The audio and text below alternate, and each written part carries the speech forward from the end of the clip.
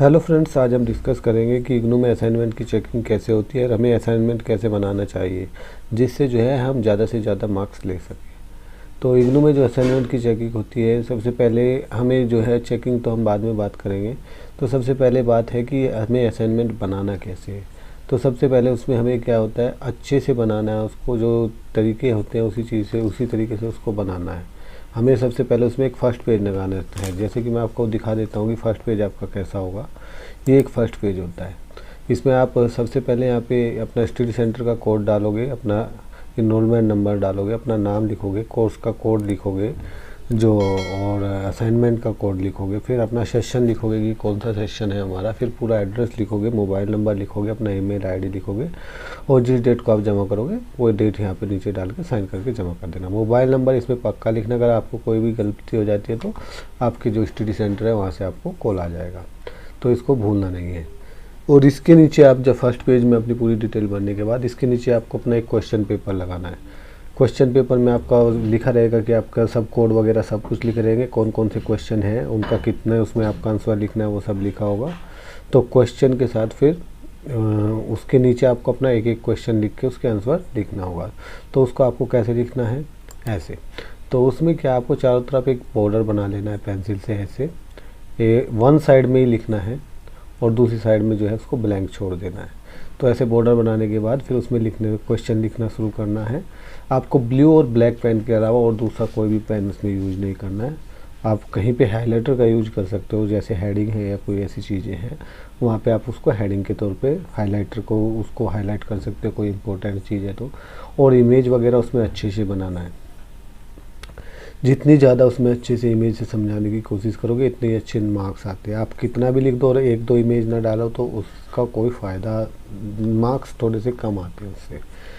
तो कोशिश करें कि हर क्वेश्चन में एक दो इमेज डालें और उसको बड़ा करके लिखें, क्योंकि असाइनमेंट आपने एक बार ही जमा करना है। अगर उसमें पासिंग मार्क्स दे दिया, आप 40 पे पास है, उसने 41 42 डाल दी, तो आप उसको चैलेंज नहीं कर सकते, आपके मार्क्स वही रहेंगे, उसमें आपको फिर आप उसको बढ़ा नहीं सकते आप। और असाइनमेंट में अच्छे मार्क्स आने का मतलब है कि आप अगर 90 तक आ जाते हैं, 90% तक, तो मेन में कुछ कम भी आ जाएंगे तो आपके अच्छे मार्क्स सिक्योर कर सकते हो।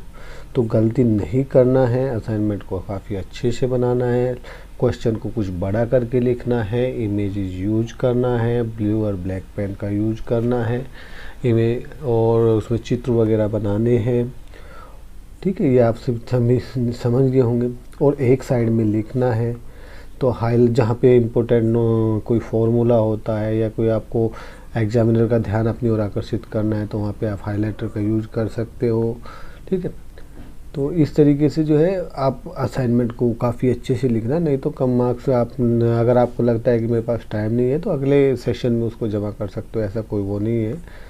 तो कुछ, लेकिन उस चीज़ का ध्यान रखना है कि कुछ असाइनमेंट ऐसे होते हैं कि मान लिया कुछ जो सेमेस्टर वाइज एग्ज़ाम होते हैं उसमें कि वो एक सेमेस्टर में लेते हैं, फिर एक साल के बाद ही उसको आप ले सकते हो। आप सोचो अगले सेमेस्टर में मैं उसका असाइनमेंट जमा कर दूँ तो वो नहीं मिल पाता कई बार। जैसे एमबीए के कुछ कोड में होता है कि वो सिर्फ जुलाई सेशन के लिए एप्लीकेबल होता है और अगला फिर दिसंबर सेशन में वो कोड नहीं मिल पाता, तो उसमें आपको फिर आपकी डिग्री लेट हो जाएगी। तो इन सब चीज़ों का आपको ध्यान रखना। अगर आपको भी ऐसा कोई डाउट है तो आप कमेंट कर सकते हैं, और आप सेल्फ ज्ञान चैनल को आप सब्सक्राइब कर सकते हैं, उसको लाइक कर सकते हैं, ताकि फ्यूचर की जो भी अपडेट है आपको टाइम से मिल सके। और आपको भी अगर इग्नू में कोई प्रॉब्लम आती है तो आप हमें कमेंट कर सकते हैं।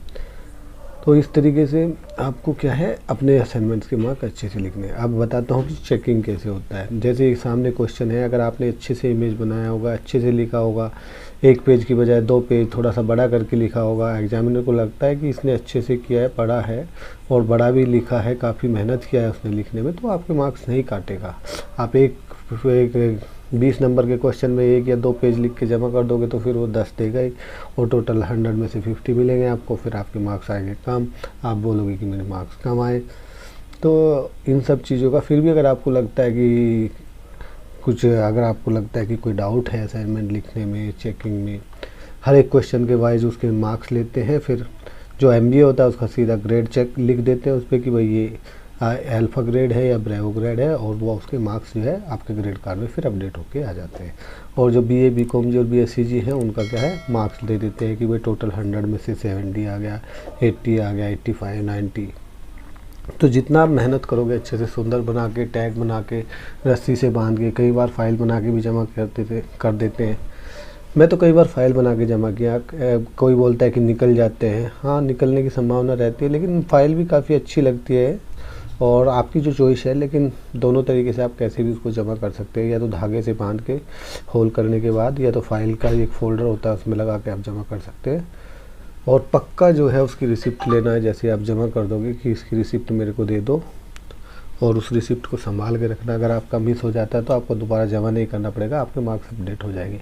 और उसकी एक सॉफ्ट कॉपी अपने मोबाइल में रखना है जमा करने से पहले, ताकि आप प्रूफ के तौर पे दिखा सको भाई ये असाइनमेंट है, मैंने जमा किया था, इस डेट को जमा किया था, मेरे मार्क्स अपडेट नहीं हो रहे। बहुत से स्टूडेंट का ऐसी दिक्कत आ रहा है, तो आप उसको संभाल के रखना है। आशा करता हूँ ये वीडियो आपको काफ़ी अच्छा लगा होगा। Thank you.